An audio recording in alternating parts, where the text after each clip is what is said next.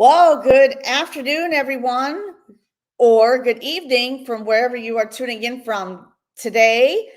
In today's live podcast episode, we are going to be talking with the beautiful Lavada, Miss England, and she is going to be sharing her journey today on how she turned trauma into power through faith, resilience, and the power of God. But before we get started, please, if you are watching the live broadcast right now on my YouTube channel, which is Let's Break the Silence with Angeline, please hashtag live in the chat. And if you are going to be watching the replay, please hashtag replay. And we are also live on my Facebook business page, which is Let's Break the Silence with Angeline. So I'm really, really super excited to have Ms. England here with me. So today's guest, she is a woman whose story will inspire you to your core. So I am honored to introduce Lavada, a mother, mentor, emotional intelligence expert, international speaker, and a true example of what it means to turn pain into purpose. Ms. England has overcome domestic violence, molestation, addiction, but through it all, she found her strength and faith and created the powerful potted plant method to help others unravel from their own bondages. So if you ever felt stuck in silence or wondered how to reclaim your life after trauma, this conversation is for you. So without further ado, Lavada, welcome to the stage. Hi, Angeline. How are you? I am doing great. How about yourself? I'm magnificent. You look absolutely beautiful. I love your background. I love your outfit, everything. I wore black today, but that's okay. Pink and black. Yeah. And we had the pleasure of meeting through a speakers networking group that I just joined last week. And Miss England was so inspired, by my story that I shared of overcoming domestic violence that, she reached out to me. I remember you reached out to me and we scheduled the podcast show today. And I know, like, for those of you who are tuning in today or are going to be watching the replay, I want to ask you this question. I always ask all my guests, what time is it where you are right now? It's 10:41 a.m. 10:41 a.m. Yes. On the West Coast. You see that? Yes. That's why, you're glowing and radiating with beauty. Yeah. I want to say all glory to God. Glory to God. Right. And I recall that.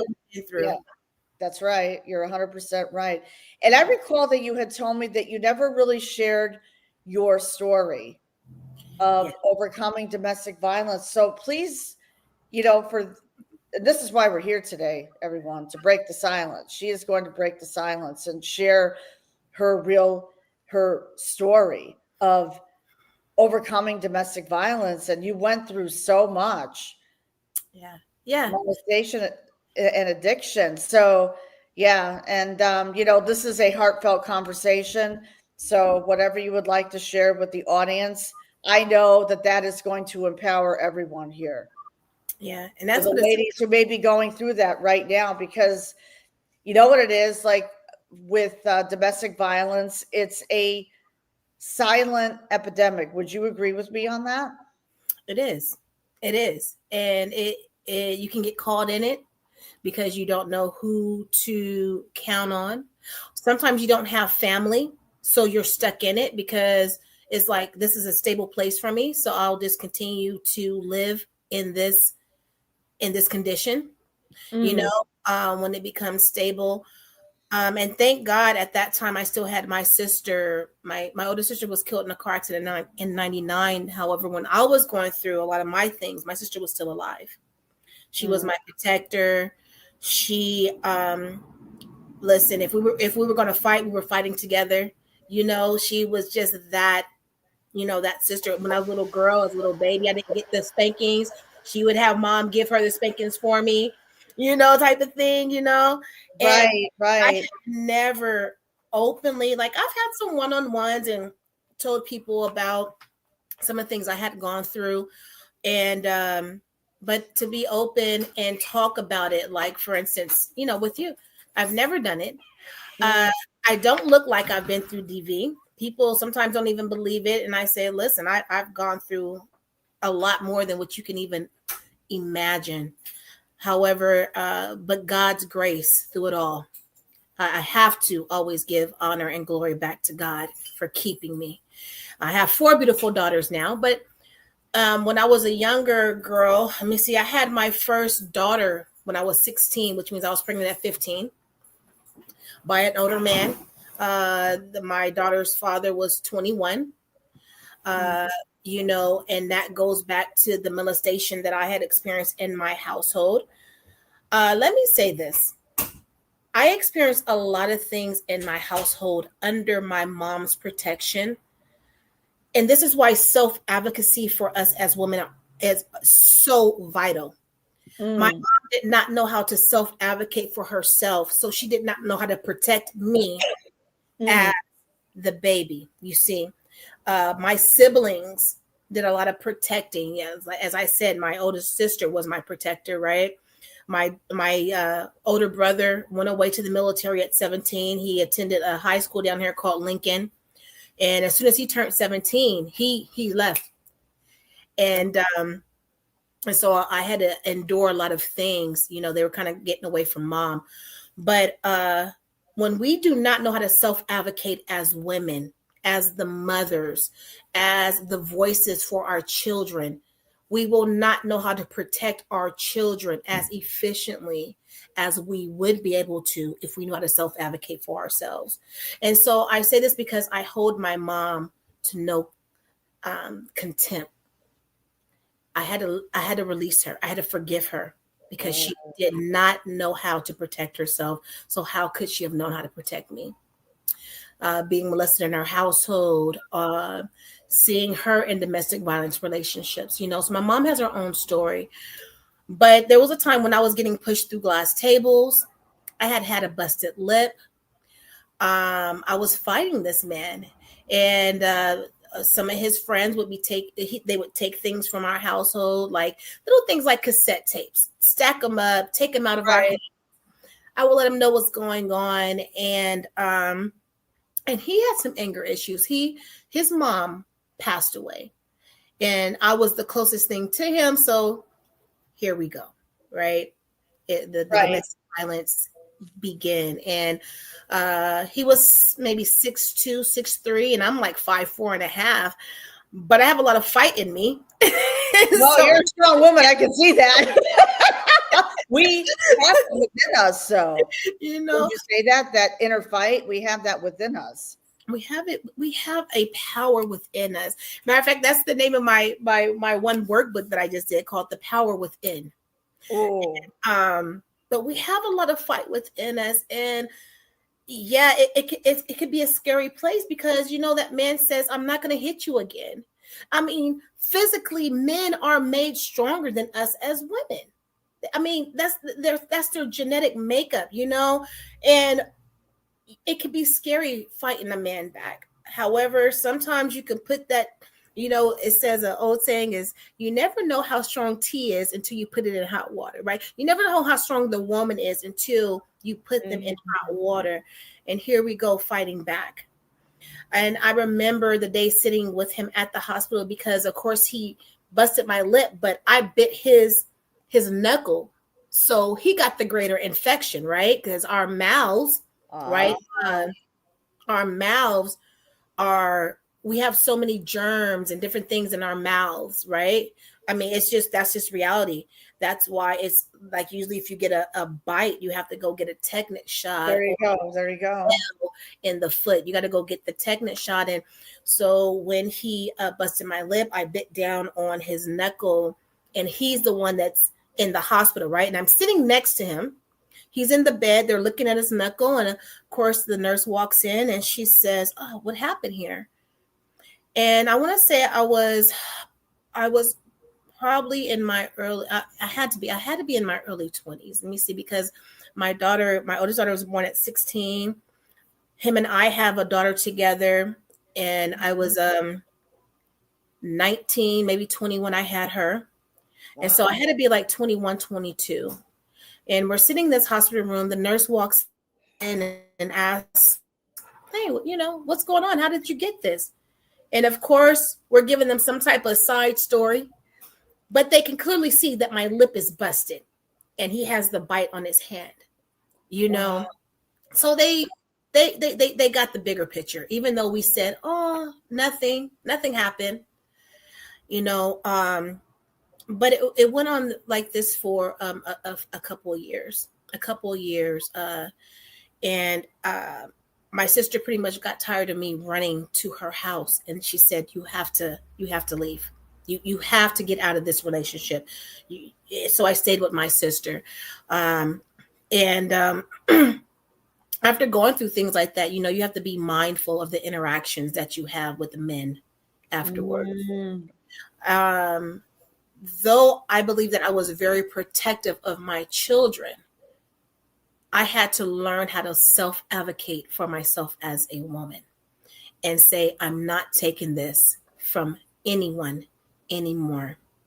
Not just men, the women that sometimes come in our lives that proclaim that they're our friends, and they do something and we're like, what are you like? I know how to be a friend. Some of us as women, we know how to be friends, but then we get other women in our lives, they don't know how to be friends. So I agree with you. Right. And so we're putting these hard stops in our lives because we say we're not taking any abuse from anyone. Exactly. And I think that we should be able to do that as women. I agree with you. Absolutely. Self-advocacy. That, and I commend you for taking your power back. And that is so, so important. And what you went through, let me ask you this, because your story is one of incredible resilience. So, what were the pivotal moments that led you from survival to stepping into your power? Let's dig a little bit deeper into self-advocacy. Let's talk about that. Okay, so my children, okay, so let me go.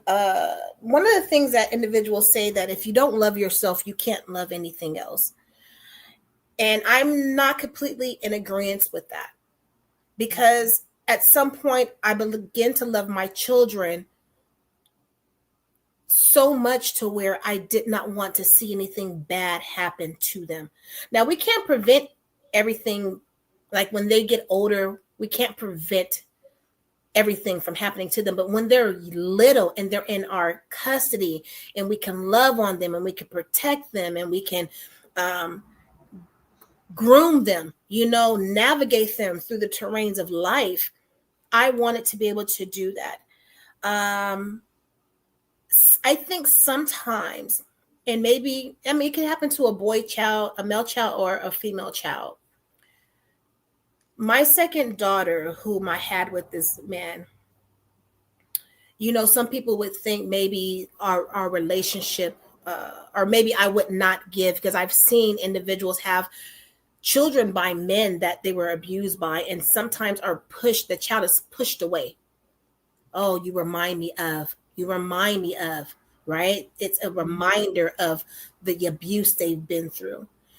I wanted to pull my children in close because I didn't feel as protected as I think I should have been, right? Yeah. Again, my mom had her own trauma, her own story. I didn't know who my dad was, though I believe that I reached out to a gentleman that is a sibling of mine. And we talked many, many years ago, but I never met my dad. By the time I got in touch with him, my dad was passed away.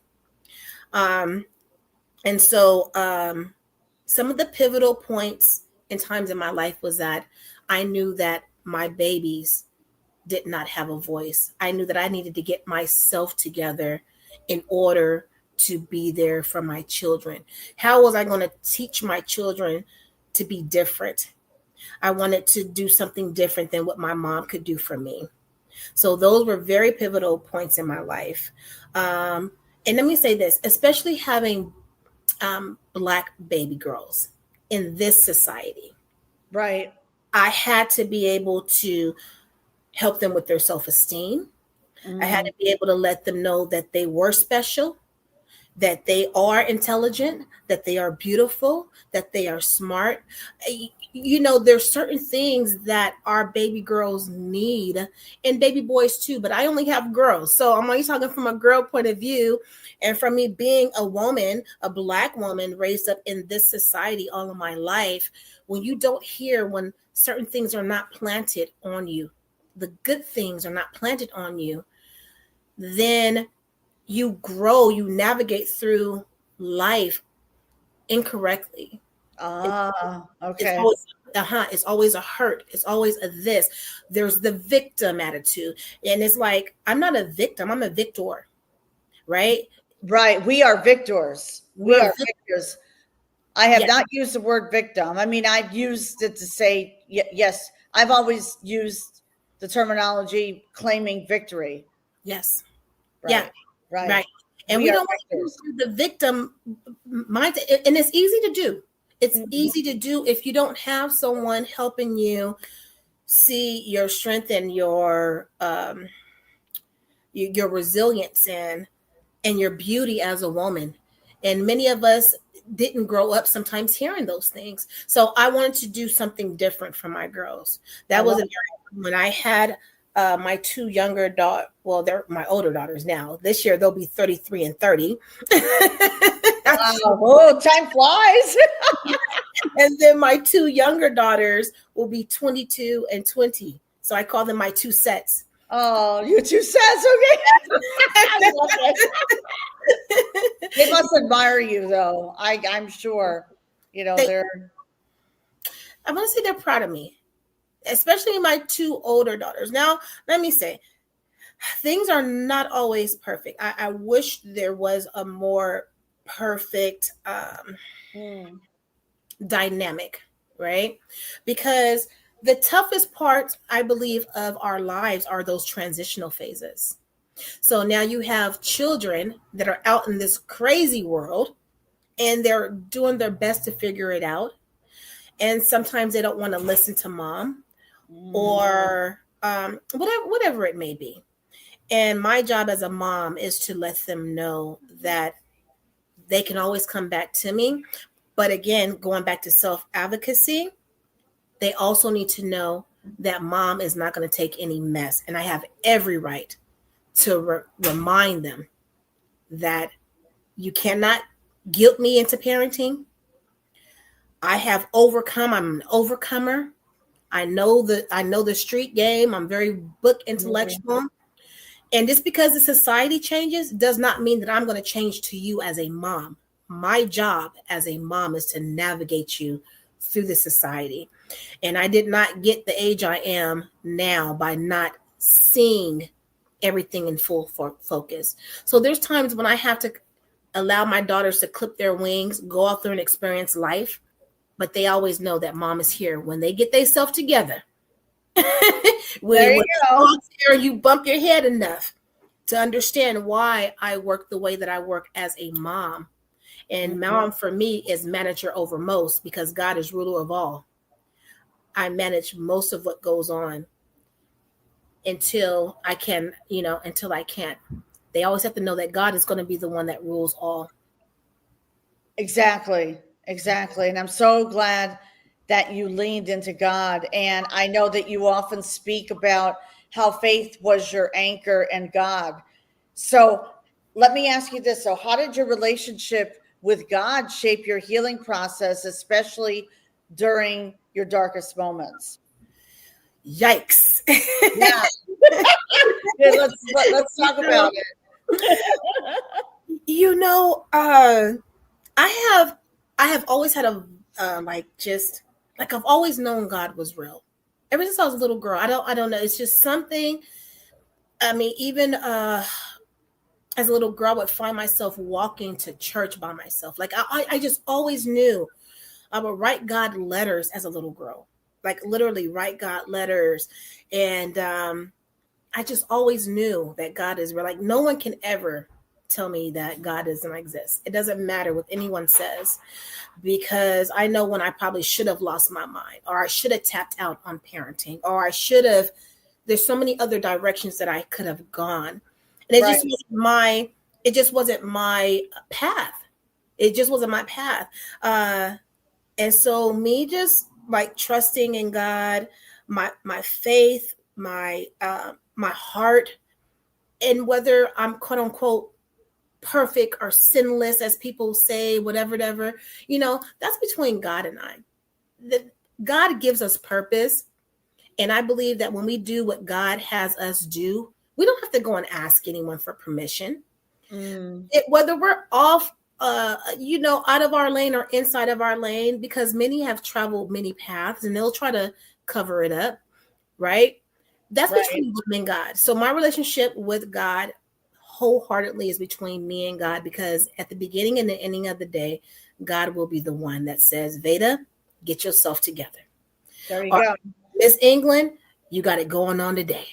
Okay, you're fulfilling purpose, right? And I just know in those times when I should have broken, when I shouldn't have got up, coming home as a single mom, keeping the bills paid, having the tough days, going straight to my room, crying because it's like, God, what's next? God, I'm tired. Like what? Exactly. We go there. So it's not like you're alone if you ever go to that place like God, but just knowing that God is with us. Like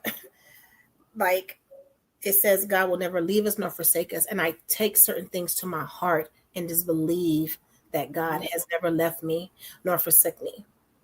And so that's amazing. That's amazing. God will never leave us and forsake us. Yeah. He never will. He never will. You just have to trust and believe and have faith. That's right.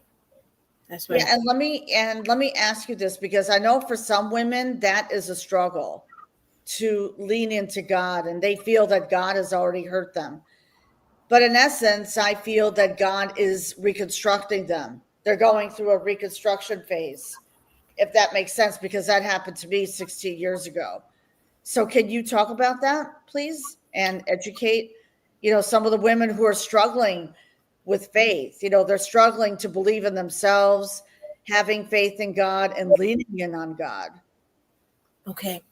So one of the things that God gave me to help me as I was maturing, because again, remember I said I had to forgive my mom. I had to let my mom go, not hold her into contempt of anything that happened to me or did not happen to me as I was in her household. He gave me this method called the potted plant method. Okay. And it's a visual. Usually I draw it, but what happened is that there's 3 parts to it. You have your flowers on top. People always see the flowers are blooming. They're bright. They're, whatever. The middle part is the happy part. And the bottom part are our foundation. That foundation, when I explain it, are things that got planted on us as children that we had no control over. So as adults, we may be living in an abusive relationship. There was something planted on us as children that makes us think that abusive relationship is okay. We don't know what part. I don't know. Maybe we seen, okay, so let me go back to me. I was molested in my household. My mom was an addict. I saw my mom in DV relationships. I had brothers and sisters that had to take me to the parties while they were partying, right? So I saw a lot of drug use and all this other stuff. Though my siblings kept me safe, but I'm just saying these are things that were planted on me that I had no control over, right? Right. You don't know. You're with people that love you and they're going to watch out for you. But we're taking things in our eyes. We're seeing things, right?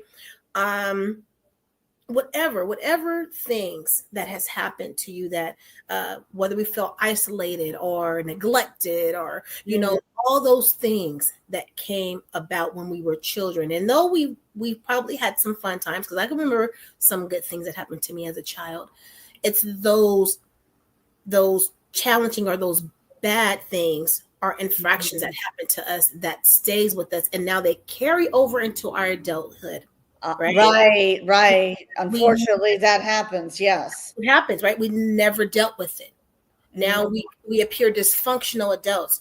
So when I get to that middle part, I said, name some things that make you happy. What are some things that just make you happy, right? People start, me having a job, and then I love coloring. Give me a coloring book and some crayons. I'm just the happiest little camper, right? Name some things that make you happy. So that's what goes in that middle part. Okay. As we begin to pluck up those childhood things, because we have to figure out when we're dealing with things, is it something from my childhood or is it something present day? Is it something a coworker ticks you off? That could be a present day thing, right? Coworker always up in your business. You like, coworker, can you please mind your business? Right. I've been there, done that. Mind your business. I know. Jeez. Gee whiz. Yeah, and so that's a present day thing. But if at some point you feel like no one's paying attention to you at work, or you're feeling isolated, or no one's talking to me, that could be a childhood thing because you didn't learn how to make friends as a child. Exactly. Childhood trauma. Childhood trauma, right? We have to figure out which one it is, pluck up those childhood things and exchange it for those happy parts now. So now those happy things can become seeded in our lives. There you go. As we're plucking up that other childhood stuff, right? So now we're putting different seeds in our foundation so that they can grow. It can give us more of a balance. We're not so topsy-turvy. We become balanced. So now when someone looks at us, we're talking about the flowers now. Someone looks at the outside of the plant, they only can see the flowers. We can always show up in our authentic self. There you go. There you go. We could be sad. We could be upset about something. We can tell somebody, hey, I'm a little bothered today. Okay, look, let me tell you what's going on. We could be super happy, but we're always showing up in our authentic self, authenticity. Good point. Authenticity. Whatever, however you want to pronounce it. Authenticity. That's what actually people are looking for. They are looking for authenticity. Right. There you go. And so those things, God was able, when I saw God working through me like that God loved me so much to say, listen, this is what's going on with you, because we all have emotional turbulence and mental discourse. None of us are exempt from that. None of us are. Life is going to happen. We're going to feel emotional about it. Oh, tell me about it. Right? Tell me about it. Somebody at the job got a promotion. You should have got that promotion. We got some mental and but we all go through it. Exactly. So when we show up and we act like, what, you're going through that? Like, I've never been through that. That doesn't make people feel comfortable around you, because you're not being authentic. You're not being true. There's something that you could relate to that I just went through. It may not be the exact same situation, but you've had something that you've endured and you can become relatable, right? Oh, yeah, absolutely. Absolutely. That's really how I dug into God. And then the vision of jumping into a pool. I decided to jump all the way into God. When you jump into a pool, you have everything goes into that pool. Everything's wet. And so when I think about God, I jumped into God so much so to where I kept nothing out. I knew that I could be naked in front of God. Wow. My good, my bad, my ugly, the challenging, the non-challenging, I just knew I could trust, because God never failed me. Like, when I look back on things that I should have been in a mental hospital, and nothing against individuals that have to go there, but I'm just saying I could have been there. And it was putting my trust all the way in God that kept me from there. That's amazing. That's amazing. You and I have similar stories. I mean, meaning, you know, like, God, I leaned into God. I Yeah. leaned into God. That was key for me, leaning into God, even though I felt that, that, I mean, like for me, my marriage went into a downward spiral, but, God, I leaned into God. That's it. And I was reading Bible scriptures. I was praying. I was actually going to church every Sunday. This is all during transition time. And I started to believe in myself again. And I said, you know what? God is going to get me through the pain, because you can turn pain into purpose. And regarding I love the potted plant method. So, how does it help? I'd like to talk a little bit more about that. So, how does that help women break free from emotional bondages, Okay. emotional and mental bondages? Okay. So, of course, first with anything, there has to be a willingness. There has to be a willingness. Do you really want to break free? It's kind of like someone telling me that they, I'm going to use this example, just you'll get to learn me, Angeline. I kind of, Good. it's like someone saying they smoke weed for medicinal purposes. Right. So I ask, because I'm in the substance use disorder field, right? So I ask, are you smoking weed to get healed? Or are you smoking weed to get high? There's a difference. Tell me about it. Tell me about it. Right. Because there are some healing factors in weed, CBD, there's some healing factors, but then sometimes people just smoke it to be high, and then they get the, munchies, and they want to go eat up everything in the refrigerator. Like, get out of my refrigerator, right? I've been there and done it. Okay, so potted plant. There has to be a willingness. You have to know which direction you're going. Okay. And so when I put up the visual, the healing, the foundation, VHF, and I get them to start going through their childhood. And now some people can't go through their childhood. If they feel like they can't do it by themselves, and I definitely do not pressure them. If they feel like they need a therapist, because I do very surface work. The surface work means that you've already uprooted it, and you're ready to talk about it, and you want to get it out because you're ready to move forward. Okay. So the surface work, like, I know that this wasn't right. I didn't like this as a child. Oh no, I'm never making my child eat vegetables after a day. Those things. When they're ready, we deal with the foundation. And then we go into the layers, right? We work our way from the bottom up. There you go. And I mean, it's just like a seed. The seed, you got to put the seed down. The seed has to die, and then it sprouts, and it works its way from the bottom up. And so I have it in my second book. I use it when I work with people, because it comes up, and individuals that say, well, how do I? Because it's like someone saying, you need to change. You need to change, but they're not giving you the tools to change. The potted plant method is a tool to change. However, you have to be willing to use the tool. There you go. Because without using the tool, what good is it? Mm-hmm. What good is it? Exactly. You stay stuck. You stay stuck in a place that you're saying you don't want to be. Oftentimes people say things, and back in the day, we used to say, walk the walk and talk the talk. Are you ready to walk the walk and talk the talk? Good point. So, ladies, are you ready? Yeah. Are you ready to do that? Because so many women struggle with feeling stuck.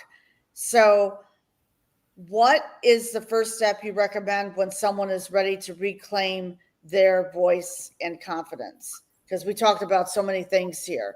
And I know one of them is like peeling back the layers, getting to the root. Okay. Yeah. Well, first of all, I'm going to always advertise us. Okay. You have the beautiful Angeline here.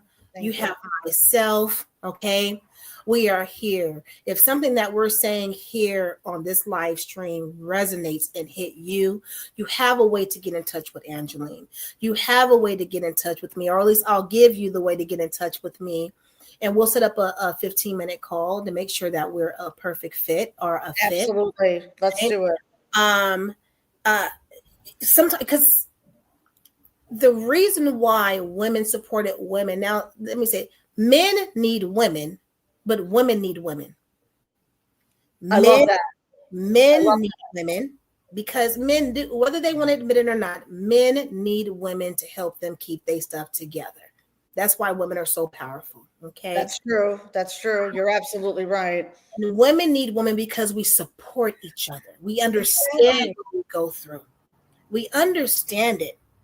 Okay. And when you can get someone like Angeline, or you can get someone like myself, and we're not being judgmental, we're saying, hey, sis, we're here to help you through this.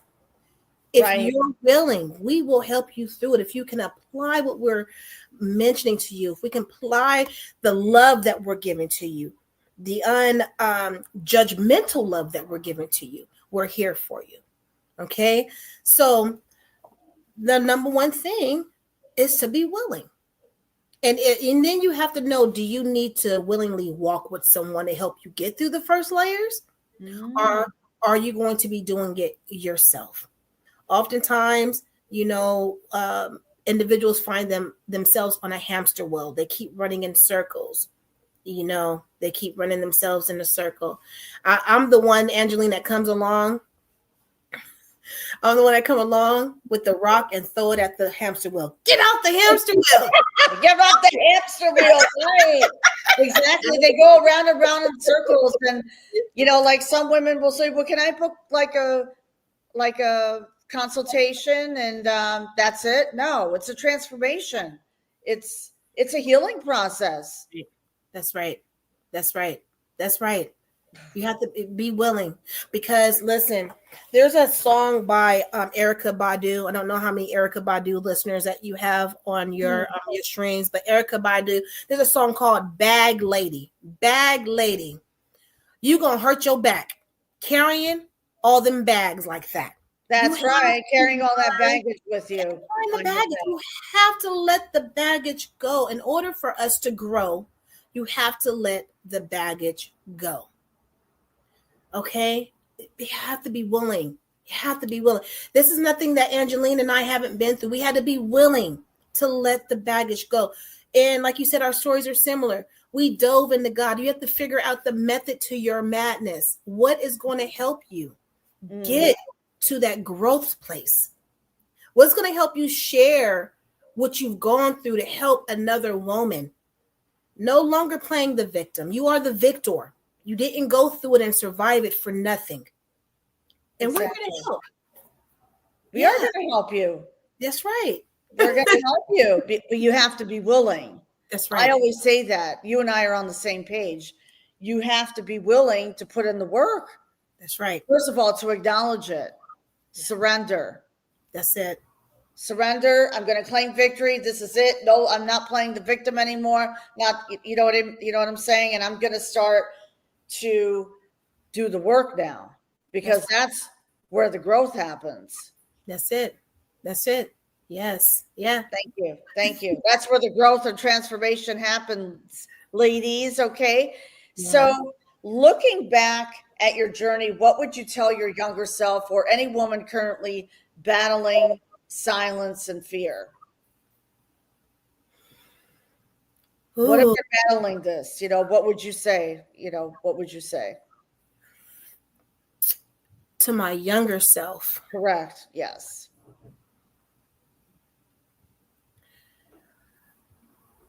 Gosh, where I'm at right now, to my younger self, I would encourage her to continue to be strong, to continue to be kind to herself, and know that it is just a season, because back then I didn't know it was just a season. When oh goodness, and we kind of got past this, but it's like when I was being molested in my mom's under my mom's roof, and it was by a gentleman that had children with my sister, and he was sneaking my mom's room at night, and it was the God inside of me that encouraged me to hide between my mom's bed and the wall. Oh, okay. Because it means that he would have to have a lot more courage to crawl around the complete bed of my mom, right? And when he knew he could not get to me, he had to stop the behavior. I would encourage my younger self to continue to hide between the bed and the wall. There's a place in the Bible where it says that God hides us under the shadow of the Almighty. Oftentimes we're going through things and God is hiding us and protecting us so that no one can get to us. And when we don't realize at that moment that we're being hidden, that hiding place is our protection. So I would continue to encourage my younger self to continue to be okay with hiding, because there was places that I would be and no one could get to me. And I did not know that at that time that I was being hid for protection. Okay. And so the younger self, to be able to show her that, hey, you're okay. But definitely, like I said, encourage her to continue to be strong and to continue to be kind to herself, because when we go through things like that, we begin to carry the guilt. And then we have to learn how to forgive ourselves. And that's oftentimes the person that we do not forgive, which keeps us in the bondage. So I would even encourage everyone here, those that are ready, or those, that are in the struggle, to work on forgiving themselves. Don't hold on to the guilt of it, because oftentimes it's not their fault anyway. It's just now that we have to figure out how to unwind ourselves from what we're in. That is so powerful. Mm-hmm. Wow, that is so powerful. So if this is resonating with you right now, please #resonate in the comments, and we would love your feedback. We would love your feedback. So, and I just want to say thank you so much for sharing your heart, wisdom, and such a powerful testimony. And I know that many women who are listening today are feeling inspired to rise above their circumstances. So how do people get in touch with you? Okay. Well, definitely. If this resonated with them today, they can always reach out to me currently via my email. Is going to be Ms. MSZ England at gmail.com. And we will, set up a 15-minute, meet where we can talk, see where you're at, see how, I can help you, and we'll move forward from there. But it's going to be Ms. England at gmail.com, MSZENGLAND at gmail.com. Oh, that's great. A 15-minute breakthrough. I love that. And I love the fact that we are collaborating. Yes. I love the fact that, and you talk about that a lot. Women supporting women. We're not here to compete with each other and tear each other down. We're here to support each other. That's right. I love the analogy that you spoke about, the man needing the woman, but then women needing women. That's right. Okay. Let's support each other. Okay. So please reach out to Ms. England at gmail.com. And any final thoughts before we close this podcast episode? Oh, the final thought. Yes. I was going to see if you would allow me to read this. This is something. So my first book was a poetry book, right? Oh, good. Yes. I'm going to do this open thought real quick. Absolutely. Okay. Open thought. I see that my love and my containers of plastic cans and bottles have a few things in common. They're recycled.